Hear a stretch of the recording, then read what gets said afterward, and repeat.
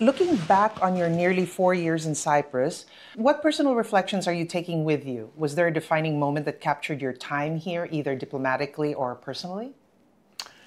I would say not a specific moment, but certainly one of the things that impacted me the most was the interactions with ordinary Cypriots, civil society, people who would like to see a better future for Cyprus. And I was just very taken by the commitment of people who, some of whom have spent their entire lives as activists or as, community members and have never given up hope. And whenever I meet with people like this, I find it, it really, it re-inspires me and gives me a lot of motivation because, of course, there's a lot of challenges in Cyprus, a lot of obstacles to a solution. So it's really encouraging to have had the opportunity to meet, get to know, become friends with so many people who really are committed to a better future for Cyprus. On a side note, do you find that most of the people committed to this peace process, are they of a certain generation? Well, certainly there are people of an older generation who are committed, but I'm very impressed by the role of young people. I mean, young people have grown up without necessarily the baggage of their parents and grandparents, and so while they may not feel the same, let's say, urgency on the issue, they remain open. And we've seen examples of this with the Technical Committee on Youth, for example, how some of them who had not really been much involved in bicommunal work before have become quite enthusiastic. So I personally think that there's a huge potential for the younger generation to make up their own minds rather than believing what they might have been told, and create new opportunities for a settlement in Cyprus. So where does the Cyprus reunification process stand now as you hand things over? Is the situation today more conducive towards a bizonal, bicommunal federation, or are we quietly shifting away from that model? Because until recently, the property issue in Varosha, Morphu, and the guarantees on the table. I mean, today we're talking about checkpoints in New York. The last meeting was an argument about checkpoints. There were minute details, it seems. I mean, what does that shift say about the health of the process right now? I mean, you referred to sort of a recent consensus. That was 8 years ago, the last negotiations, 2017.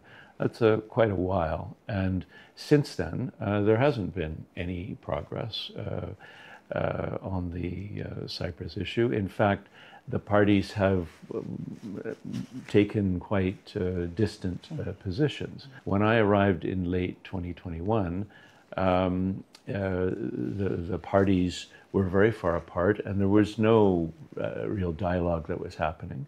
I think we're in a better position today, but I think we have to recognize that this is going to be a gradual step-by-step process, at least under the current circumstances. The parties remain very, very far apart on what a settlement might be. And well, I understand people's impatience to, get on with it, get back to the table, solve the Cyprus problem. We have to get there before we can actually start that work. In other words, I've used the analogy before, we have to walk to the mountain before we can start climbing the mountain. And dealing with the Cyprus issue is a mountain. It's quite a complex issue, but we're not even there yet. We're not even talking about the Cyprus issue because of the difference between the sides. So what we're doing in the meantime is taking steps that can lead us in that direction towards a settlement. And everybody agrees, everybody who's involved in these talks agrees that that's what we're doing. We're trying to move towards a situation where we can have a settlement. So you're saying that when you first started, the two sides were really far apart. Now that you're leaving, you feel that they're closer? No, the positions have Still, not changed. They haven't changed. But we have certainly a lot more going on today than we did in 2021. We've had a personal envoy appointed who's now beginning a second term. The Secretary General has convened now 3 different meetings with the leaders on the one hand in New York and with a broader format, a couple of this year, and they've agreed to more meetings coming up. So we have a continuity of engagement at the moment that we haven't seen really in the last 8 years. So from that perspective, you know, step by step, we're in a better position than we have been. But we're still obviously, you know, going in an incremental way until we can get a consensus on discussing the actual issue. And I think this is necessary. It's not that we're diverting attention away from the Cyprus issue, but in the absence of being able to actually get agreement to talk about it, these types of measures are important steps to kind of build a bit of momentum, build a bit of confidence, and address the question of trust, which is really a key issue in the Cyprus issue. So are the CBMs helping, the confidence building measures? Are they helping in general? Well, yes, they have created a sense of momentum since the March meeting, where 6 trust-building initiatives were agreed. The work was, you know, work advanced. We went into the July meeting with 4 of them accomplished and significant discussion on a 5th. So each time an agreement is reached, it creates a little bit more momentum, a little bit more positivity, a little bit more space. And the whole goal is to get back to some kind of discussion that could lead to a settlement on the Cyprus issue. Absolutely. So just, in your opinion, are the confidence building measures the most important thing in trying to get this to the solution? No, they're not the most important thing. They are a means to an end. But they bring both sides together. Yeah, I mean, let's not forget that the sides meet regularly anyway. I myself convene almost weekly a meeting between the 2 negotiators. You've seen a number of times when I've brought the leaders together at their request, both socially and for substantive talks. We have 13 now technical committees where very senior people from the 2 sides meet on a regular basis to solve problems and come up with initiatives. So there's a lot of interaction happening. And the confidence building measures, the trust building initiatives that are being worked on under the leadership of the Secretary General are steps in the direction that we want to go. It's not that they in and of themselves are so crucial, but they're important steps along that path. Well, we appreciate the steps that you're trying to encourage both sides to take on. But what is your opinion about recently when a Turkish Cypriot group tried to offer help for the fires, the wildfires, and it was rejected by our government? Well, I mean, on the one hand, I think we have to recognize that when there are natural disasters, there is solidarity among Cypriot people. We've seen this in many cases in the past. And but one of the fundamental issues in the Cyprus issue is a lack of trust, and it isn't so much between ordinary Cypriots. Millions of people cross the crossing points every year, and it's almost unheard of that there's any type of incident. Cypriots themselves might have different opinions, but there isn't that problem. The problem occurs at the level of the bureaucracies and the political leadership, where there is really immense distrust. There's a lot of baggage that's carried from past perceived grievances. And I think this is really one of the fundamental problems in the Cyprus issue. Each side has its own one-sided historic narrative.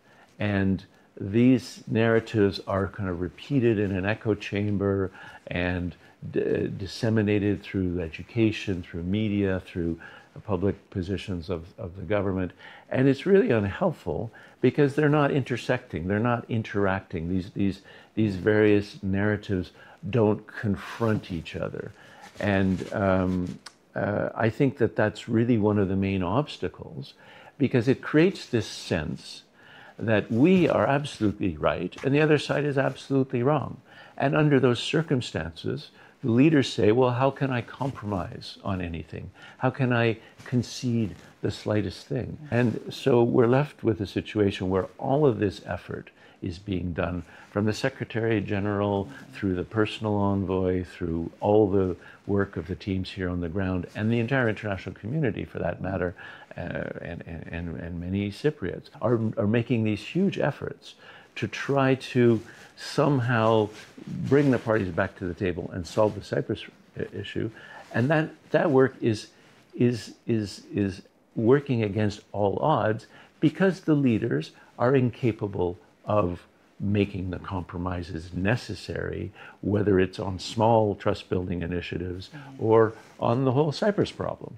And that, I think, stems from this, sort of self-perpetuating narratives that are very narrow and very self-serving, and create, as I say, this sense of right and wrong. If the two sides, and this is not just applicable to Cyprus, but I think it's true anywhere in the world where there's a conflict, if the two sides cannot acknowledge the legitimate suffering of the other side, then it's very difficult to have a respectful conversation about the future. Think of Israel-Palestine. It's the same thing here in Cyprus. If you're caught up in this historical narrative that we were, the victims of an injustice, and certainly there's very good reasons to feel that way, but that's not the whole story. The other side also has suffered injustices and has lost people and has lost property, and there's a need for people to say, look, it's not about who's right and who's wrong. It's about how do we forge a future together going forward. And letting go of some of this sense of, we're absolutely right and they're absolutely wrong is I think, a necessary part of the way forward. That's a great point. So we see this, though, across the communities, the young people. They're not as bothered about the island's division, it seems. I've noticed it. More Turkish Cypriot cars visiting the Republic. And of course, we've always had a lot of people going up the occupied north. But some people think that the Cyprus problem now is quietly settling itself. It's been 51 years. Yeah. And it seems, the president is saying we can't accept the status quo. And then we have Turkish Cypriot leader Tatar saying, well, we can't accept, we have to be recognized as a state. After 51 years, and Turkish Cypriots being born on land owned by the Greek Cypriots, how... and vice versa, by the way. And vice versa, yes, exactly. And Turkish Cypriots here... Turkish Cypriots lost exactly. a lot of property. Yes. Yeah. So do you think it's settling itself in a way?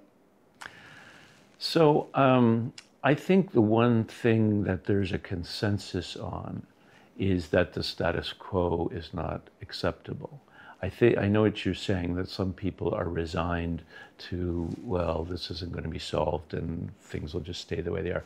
I think that's a huge mistake, because there is no status quo that is dependable.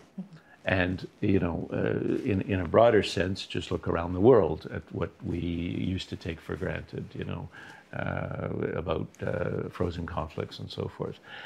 On this point, I agree with Mr. Christo. The status quo is not something that is staying the same. What is happening is the North is becoming more and more dependent on Turkey, more and more integrated politically and economically with Turkey. And as that happens, the chance of any sort of reunification fades. So, as we sit here, the status quo is not remaining the same. And if nothing changes, what is going to happen is the thing that Greek Cypriots fear most, and they're going to end up with a Turkish border running through the island. Okay. So that alone, I think, is a very good argument for putting all of our efforts into trying to resolve the Cyprus problem in a mutually acceptable way. The status quo is not an option. It's either things continue in the direction that they're going and the north becomes gradually absorbed into Turkey, or a negotiated agreement that comes up with something else. Now, as you know, the Security Council has adopted BBF as the solution. But at the moment, the reality is that there's no consensus between the two sides. As a mediator, the United Nations has to speak respectfully to both sides and try to help find some solution that they can both live with. And that has not changed. We have to deal with the reality and not, not some preconceived notion as to what the solution will be, because there can end up being no solution, in which case the evolution will go in the direction that I mentioned. Okay. The UN peacekeeping force here in Cyprus has prevented, it's the reason that not a lot of tensions have occurred between the both sides. Is it enough for them to make a difference here, continuing on, or will their role change? Will it have to evolve if you continue on being on this island, let's say, if no solution is found yet? Well, I understand people's frustration with the lack of a solution to the Cyprus problem. It's been 61 years. Last year we marked 60 years in Cyprus. And some people, again, getting back to these historic narratives, some people forget that the mission was mandated here by the UN Security Council in 1964, not 1974, because of intercommunal violence that continued throughout that decade. The peacekeeping mission is serving a purpose. There has been no fighting between the sides in 51 years. That in and of itself is something that I think people can be thankful of. And on a practical basis, what we are doing every day is, as you pointed out, conflict prevention, because there are dozens of incidents, most of them minor, but every one of which has the potential, if it's not addressed, to escalate. And it's a small place. Things escalate very quickly. It doesn't take many minutes between an incident in the buffer zone and a phone call that I get from a political leader. Things that escalate very quickly can turn into political tensions, which can then impact the possibility of a settlement. So aside from preventing fighting, what the peacekeeping mission is doing is helping create conditions so that a political settlement can be found. We have also a special political mission, which is here called the Good Offices Mission, which is a separate mission from the peacekeeping mission, but it's all under one sort of UN umbrella here. I lead both efforts on the ground. And both of those missions, the entire purpose of the UN here is to help create conditions so that the Cyprus issue can be resolved, and then we can leave. I mean, that's the ultimate goal of a peacekeeping mission, is to be able to leave. But you don't want to do that precipitously, and unfortunately, if the UN were to want to leave before there was a solution, because of the distrust which I mentioned earlier, both sides, I fear, would resume conflict, not because they want to, but because they distrust the other side, and they fear that the other side would take advantage of any vacuum, and therefore they would be compelled to preempt the other side doing something. And if they're both thinking this at the same time, then they're compelled to kind of enter into conflict, even though they wouldn't want to. I mean, I have seen nothing in my time here that suggests that on either side there's the slightest desire or intention to have any conflict. But that doesn't mean that the peacekeeping mission can just quietly leave because of this distrust. The UN continues to play a vital role. You know, when I was in New York a few weeks ago, one of the diplomats that I deal with gave this analogy, which I think is very telling. You know, if you're having problems with your heart and a cardiologist implants a pacemaker to solve things, then they come back a few years later and they say, you know, everything's going very well. We're going to take the pacemaker out now. That's not how it works. If everything's going very well, because the pacemaker is doing its job, you leave it in to continue doing its job. And that's a good analogy for the peacekeeping mission, I would say. That's a good point. Okay, finally, my last question for you, and in relation to what we just discussed, there was a little incident, or there was a major incident in the Green Line with the refugees. And there was some sort of tension between you and President Loulides because you were trying to get the government to accept them to cross over on humanitarian grounds as well. I think the issue has been misunderstood. So the United Nations stands for human rights everywhere in the world. There are people all around the world fleeing conflict, fleeing persecution, fleeing legitimate threats to their lives and so forth. And therefore, there are international agreements which say that any state that has refugees arriving has an obligation to first and foremost assess what the claim. If somebody says, I am fleeing persecution, you're not allowed, according to international human rights law, to push them back without first doing an assessment of whether that's valid or not. And if you determine that it's valid, then you certainly can't push them back to their deaths, right? So there is an international responsibility to assess the claims of anybody who says that they are fleeing a life-threatening situation. Here on the island, Greek Cypriots would certainly agree that the only legitimate state, the only recognized state, is the Republic of Cyprus. Therefore, if somebody shows up in the territory that is controlled by the state of Republic of Cyprus, they have an obligation to process those people. And the buffer zone is under the authority of the United Nations, but it's not a legal no man's land. As far as the Republic of Cyprus is concerned, its laws apply in the buffer zone as well.